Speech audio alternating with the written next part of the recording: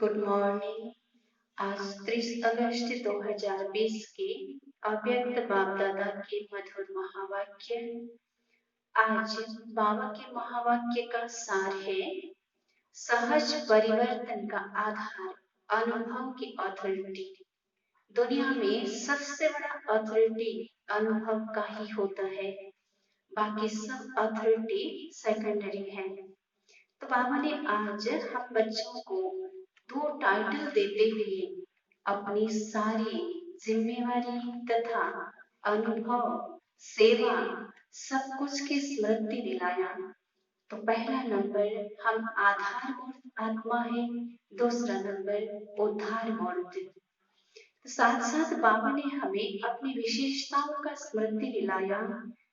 तो कहा कि दुनिया के दुखी और अशांत आत्माओं को सहारा देने वाले, अंजलि देने वाले, सुख शांति का रास्ता बताने वाले, ज्ञान नेत्रहीन को ज्ञान नेत्र अथवा दिव्य नेत्र प्रदान करने वाले, भटकती हुई आत्माओं को ठिकाना देने वाले, अप्राप्त आत्माओं को प्राप्ति की अनुभूति कराने वाले, उद्धार करने वाले आप श्रेष्ठ आत्मा हो।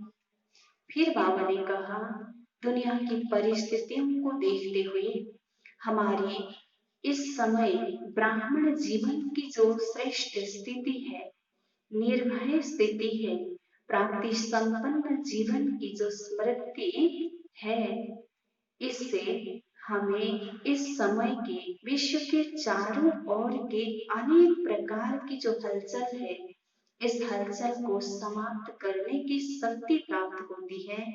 तो बाबा ने कहा, चारों ओर अनेक प्रकार के हलचल, कहाँ धन का हलचल, तो कहाँ मन के अनेक टेंशन की हलचल, कहाँ अपने जीवन से असंतुष्ट होने की हलचल। तो दुनिया इन्हीं हलचल में भय और चिंता के वर्ष चल रही है, और आप निर्भय बन सुख में नाचते गाते रहते हो। दुनिया के लोग अल्पकालीन साधन अपनाकर अल्पकालीन खुशी मनाती है, परंतु वह साधन और ही चिंता की चिंता बन रही है। सब आधार देख लिया है, सब आधार का अनुभव कर लिया है लोगों ने। अभी विश्व की आत्माओं को श्रेष्ठ अविनाशी प्राप्तियों का आधार चाहिए। अब सबका नजर उन श्रेष्ठ आत्माओं के प्रति है। कोई विशेष आत्माएं होंगे, कोई विशेष शक्ति होगी, जिसके आधार से हमारी आशाएं, हमारी चाहना पूर्ण हो सकती है।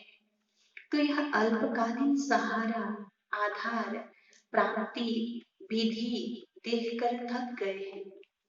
अनेक प्राप्ति, अनेक आधार, अनेक विधि को अपनाए ही दुनिया के लोगों ने, परंतु उन सब से प्राप्त कुछ नहीं हुआ। इसलिए वास्तविक सहारा ढूंढ रहे हैं।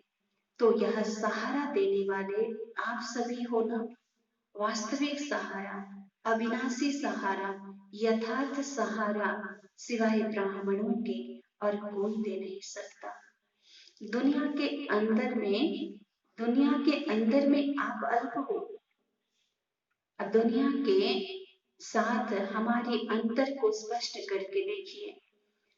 कल पहले वाले यादगार में भी अक्षरों के सामने 5 पांडव दिखाया, परंतु सबसे बड़े से बड़ी अथॉरिटी तो आपके साथ है। वो है परमात्मा अनुभूति की अथॉरिटी। सभी अथॉरिटी वाले अपने अपने अथॉरिटी प्रमाण, साइंस की अथॉरिटी, शास्त्रों की अथॉरिटी, राजनीति की अथॉरिटी, धर्म नीति की अथॉरिटी दुनिया को परिवर्तन करने की ट्रायल कर चुकी है। परंतु बाबा ने कहा, आपके पास तो बड़े से बड़ा परमात्मा अनुभूति की अथॉरिटी है। यह अथॉरिटी ही किसी को भी श्रेष्ठ और सहज परिवर्तन करा सकती है, श्रेष्ठ और सहज प्राप्ति भी करा सकती है। इसलिए भलक से निश्चय से, नशे से और निश्चित भाव से कहते हैं और कहेंगे कि सहज है, यथार्थ है और एक है। एक ही सहज यथार्थ रास्ता है। हम यह फलक से सबको कह सकते हैं। आप यही संदेश सभी को देते हो ना। एक द्वारा ही प्राप्त होता है और सबको एक बनाता है। यही एक है जो सब कुछ प्राप्ति भी कराता है और सबको एक भी बनाता है। दुनिया को परिवर्तन कर श्रेष्ठ बनाता है। ये संदेश सबको देते हैं ना। दुनिया वालों को नामी ग्रामी चाहिए। दुनिया की नजर तो बड़े बड़े माथे पर जाती है ना। इसलिए बाबा ने कहा बाप दादा को तो जिनका नाम निशान खत्म कर दिया है उनका नाम वाला करना है। यही तो परमात्मा कार्य है, यही तो परमात्मा शक्ति है। देखो बाप दादा के साथ निमित्त साधारण बच्चे ही बने हैं ना। जो दुनिया के नजरों में नहीं है वह बाप दादा के नजर में है और जो बाप दादा के नजर में नहीं है वो दुनिया की नजर में है। तो बाबा असंभव को संभव कराते हैं, साधारण को महान बनाते हैं, निर्बल को बलवान बनाते, दुनिया के हिसाब से अनपढ़े हैं उन्हें नॉलेजफुल बनाते हैं। यही बाप का पार्ट है। इसलिए बाप दादा देख करके मुस्कुराते हैं। हम साधारण, अनपढ़, गरीब दुनिया के नजर में नहीं है। उन बच्चों को देख बाप दादा को भी खुशी होती है कि देखो मेरे ये साधारण से बच्चे विश्व में सबसे बड़े अथॉरिटी है।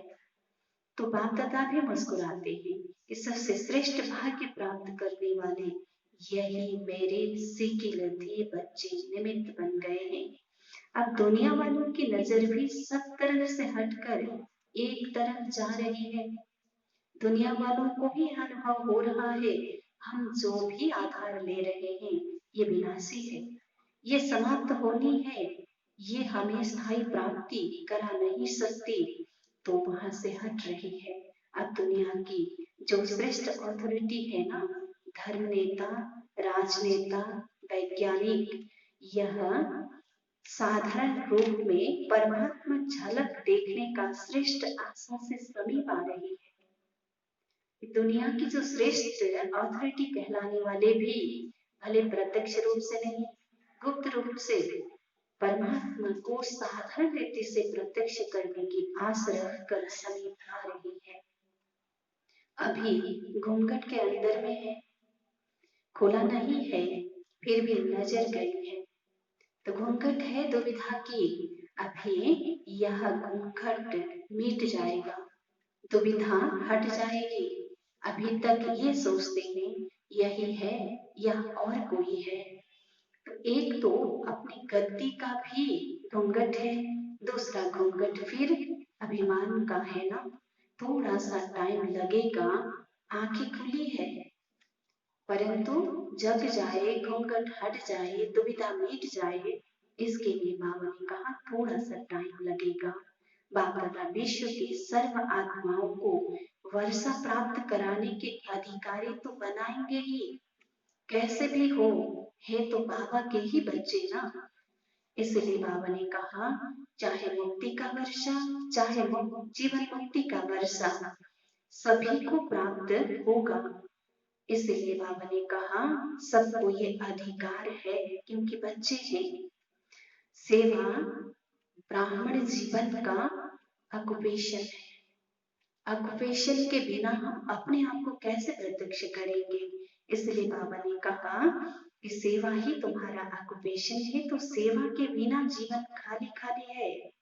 और खाली मन के लिए क्या कहा, शैतान का घर है ना। इसलिए जब हम खाली रहते हैं तो दुखी हो जाते हैं, जब सेवा में रहते हैं तो हमारे अंदर उमंग, उत्साह, खुशी बनी रहती है, शक्तियां भी मिलती हैं, कारण बाप दादा की मदद होती है। तो बाबा ने कहा इसलिए कोई भी इस संसार में सुखी नहीं है।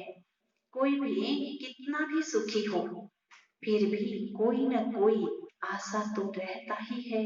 हर एक बच्चा अपनी अपनी शक्ति प्रमाण सेवा के उमंग उत्साह में सदा रहते हैं। तो बाबा को यह देखकर खुशी होती है कि मेरे हर बच्चे सदा कोई न कोई अपनी विशेषता प्रमाण, अपनी शक्ति प्रमाण सेवा करना ही चाहते हैं। इसलिए बाबा ने कहा, सच्चा दिल से, सच्चा परिवार के प्रेम से, निस्वार्थ भाव से कहाँ न कहाँ सेवा के निमित्त बनते हैं तो उसमें सफलता भी अवश्य प्राप्त होता है। तो ऐसा परिवार कहीं नहीं मिलता।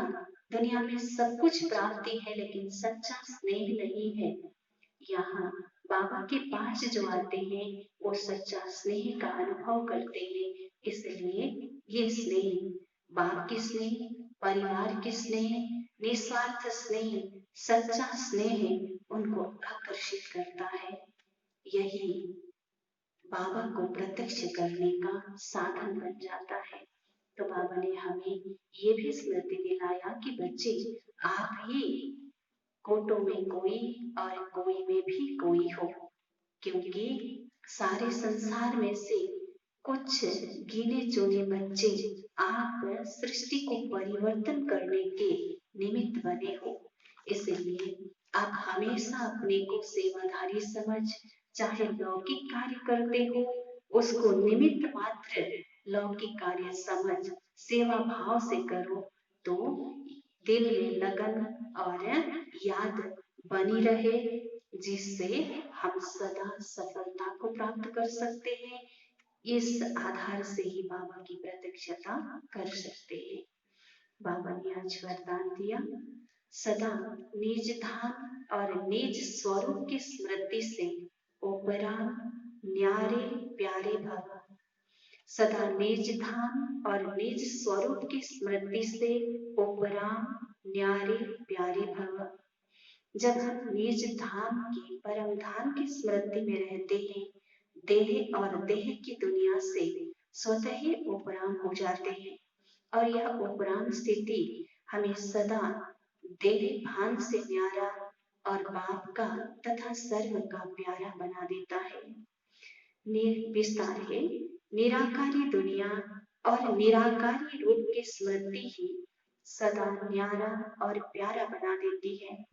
हम है ही निराकारी दुनिया के निवासी, यहाँ सेवा अर्थ अवतरित हुए हैं। हम इस मृत्यु लोक के नहीं है लेकिन अवतार है।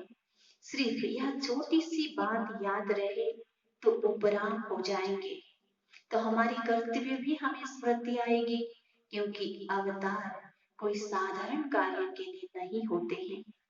जो अवतार न समझ गृहस्थी समझते हैं तो गृहस्थी की गाड़ी कीचड़ में फंसी रहती है। गृहस्थी है ही बोझ की स्थिति और अवतार बिल्कुल हल्का, कोई बोझ नहीं। कोई परिस्थितियां आई, पानी की लकीर की तरह निकल गई।